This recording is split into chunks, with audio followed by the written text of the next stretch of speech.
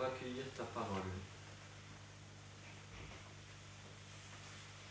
Daigne illuminer notre intelligence et ouvrir notre cœur, toi qui vis derrière nous pour les siècles des siècles. Amen.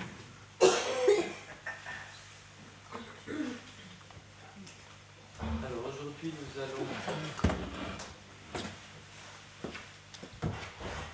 Non, il faut que je mette le bouton sur on.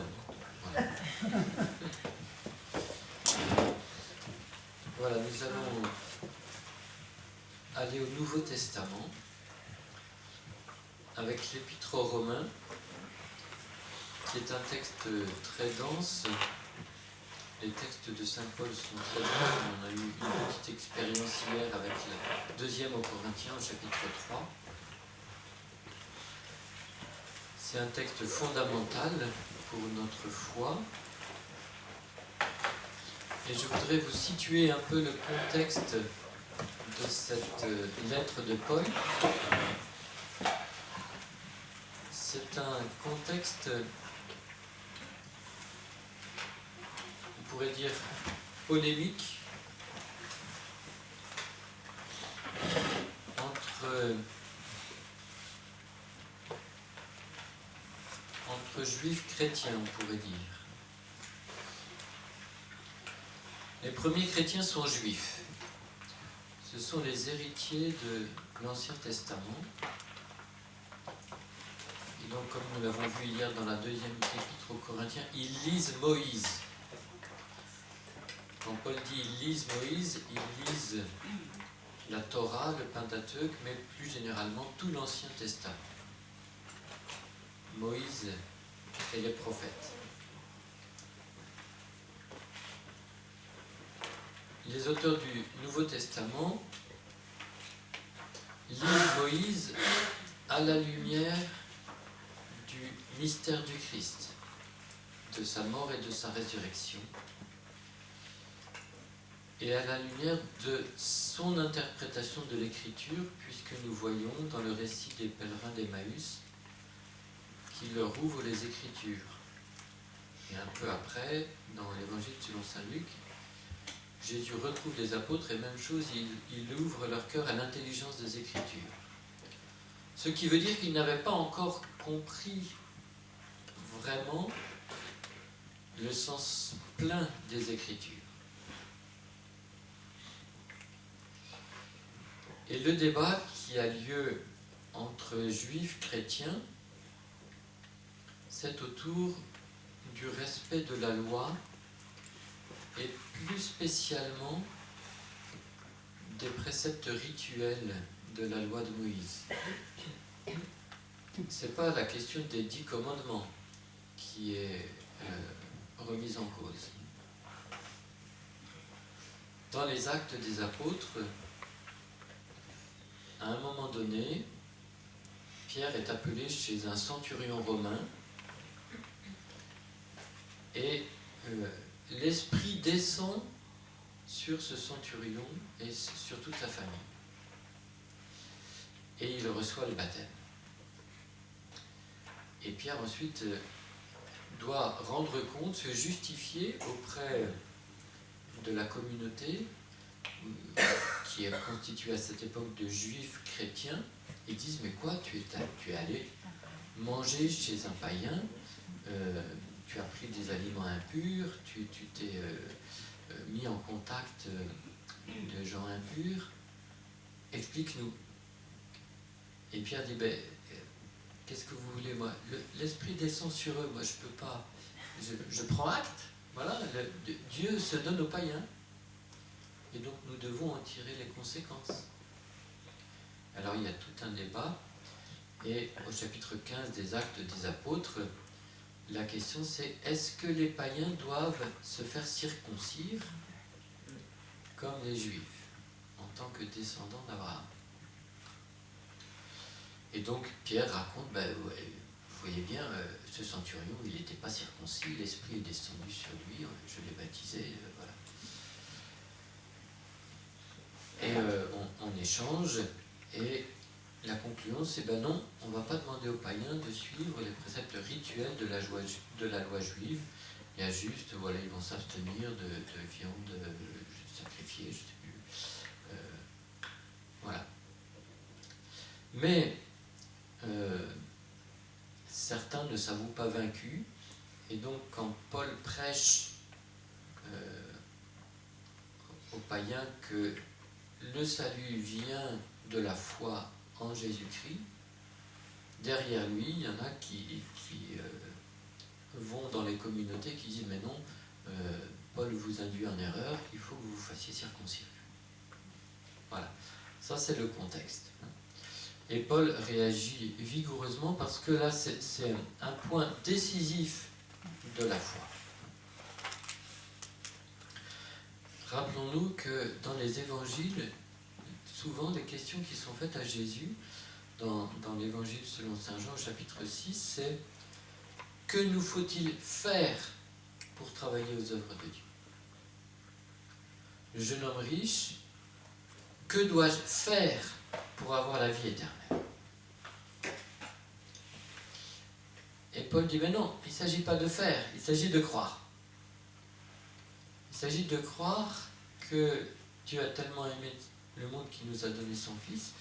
Il s'agit de croire que par la mort et la résurrection de Jésus, nous sommes unis à sa mort et à sa résurrection, nous mourrons avec lui et nous ressuscitons avec lui.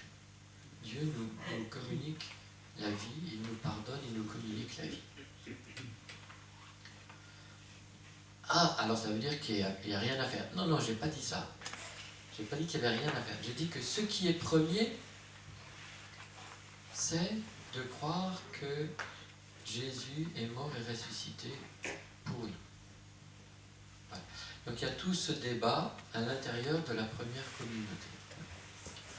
Et comme on est entre juifs, on débat autour des Écritures. Comment on interprète les Écritures, comme nous l'avons fait hier. Comment vous lisez? Qu'est-ce que tu comprends là? Et donc Paul ne peut convaincre ses contradicteurs qu'à partir de l'Écriture. Il y a une autorité que tout le monde reconnaît, c'est l'autorité des Écritures. La question, c'est comment j'interprète les Écritures. Ça va? Alors, on va voir comment Paul lit les Écritures à propos du personnage d'Abraham, qui est le père des croyants, le père des Juifs circoncis. Donc, dans le langage de l'époque, les circoncis, ce sont les Juifs, les descendants d'Abraham. Les incirconcis, ce sont les païens. Païen ne voulant pas dire, comme aujourd'hui, un païen c'est quelqu'un qui n'a pas de religion, c'est quelqu'un qui a une religion, mais une religion qui n'est pas la religion juive. Ça va?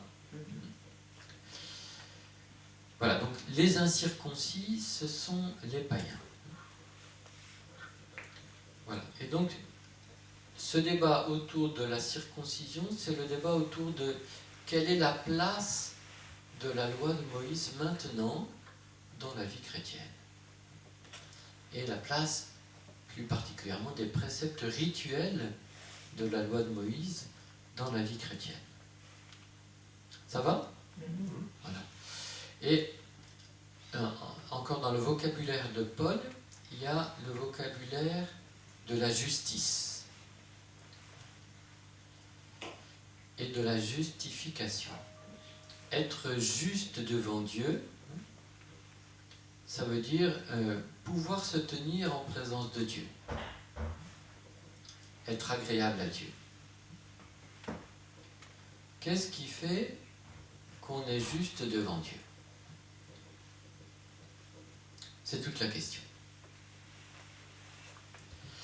Alors, je vous propose de lire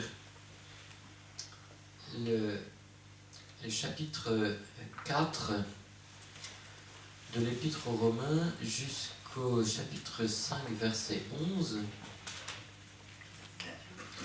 Et pour comprendre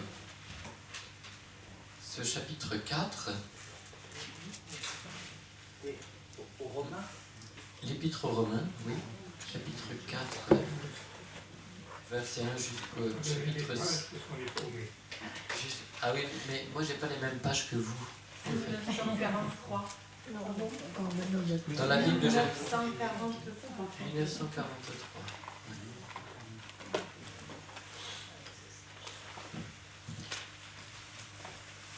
Voilà. Et donc juste pour vous situer dans l'Épître aux Romains, donc Paul, c'est une démonstration, une argumentation. Donc la thèse que Paul va défendre, il l'énonce au chapitre 1, verset 16, enfin, versets 16 et 17. Donc chapitre 1, versets 16 et 17.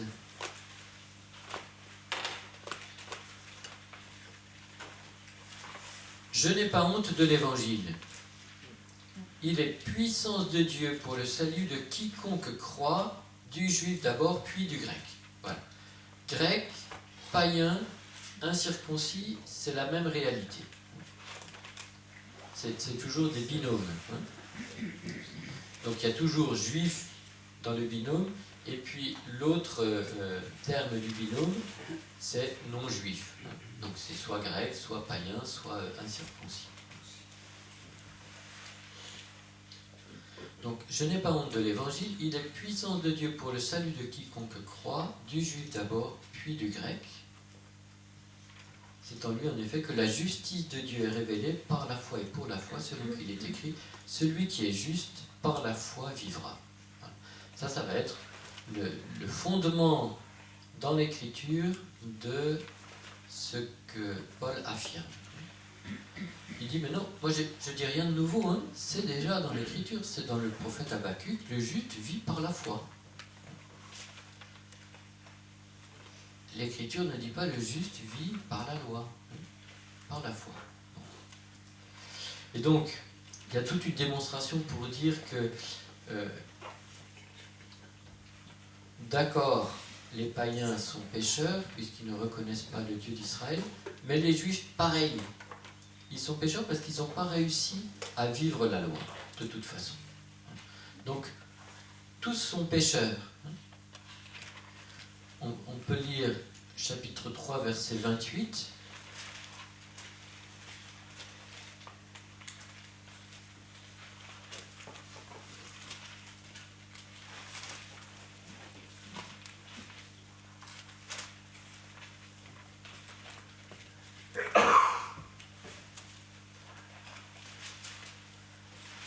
Alors, je commence au verset 23.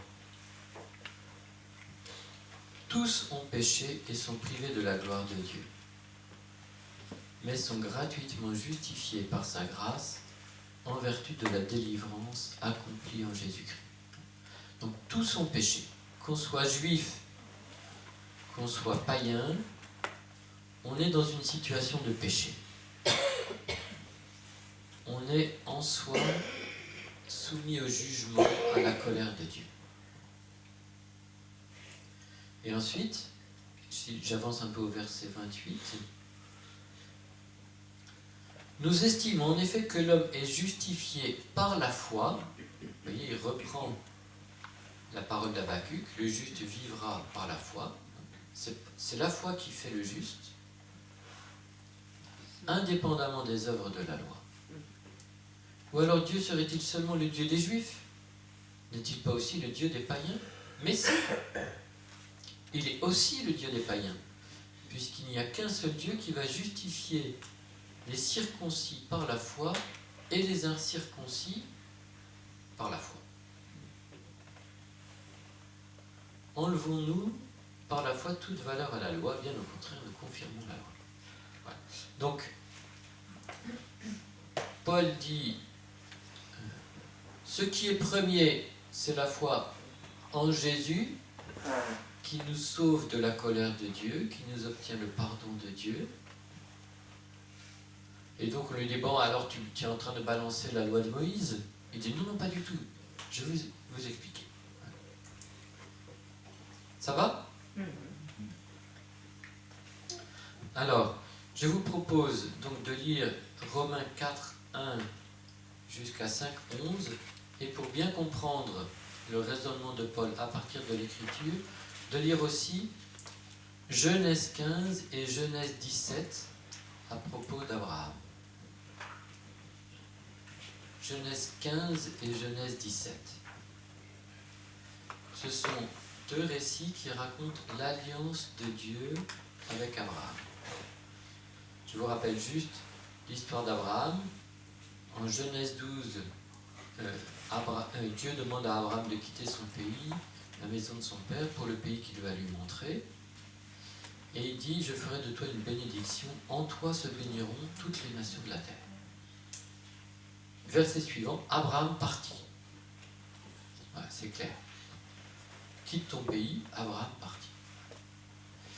Et puis, après, Dieu promet à Abraham, dont la femme est stérile, qu'il aura un fils. Et puis, ça ne vient toujours pas. On parle d'Abraham, en gros, du chapitre 12 au chapitre 24. Le fils que Dieu promet à Abraham naîtra seulement au chapitre 21. Et donc, on attend. Mais alors, quand est-ce qu'il va venir ce fils? Et Abraham attend. Et pendant ce temps-là, les ans passent, les années passent. Il vieillit, sa femme vieillit. Qu'est-ce qui va se passer? Et puis, Isaac naît au chapitre 21, et au chapitre 22, Dieu lui dit, écoute, tu vas prendre ton fils et tu vas venir me l'offrir là sur la montagne que je te montrerai. Abraham partit. Et vous connaissez l'histoire, l'ange vient, il arrête le bras d'Abraham. Voilà, donc ça nous situe aussi le cadre de ce récit concernant Abraham, qui est vraiment,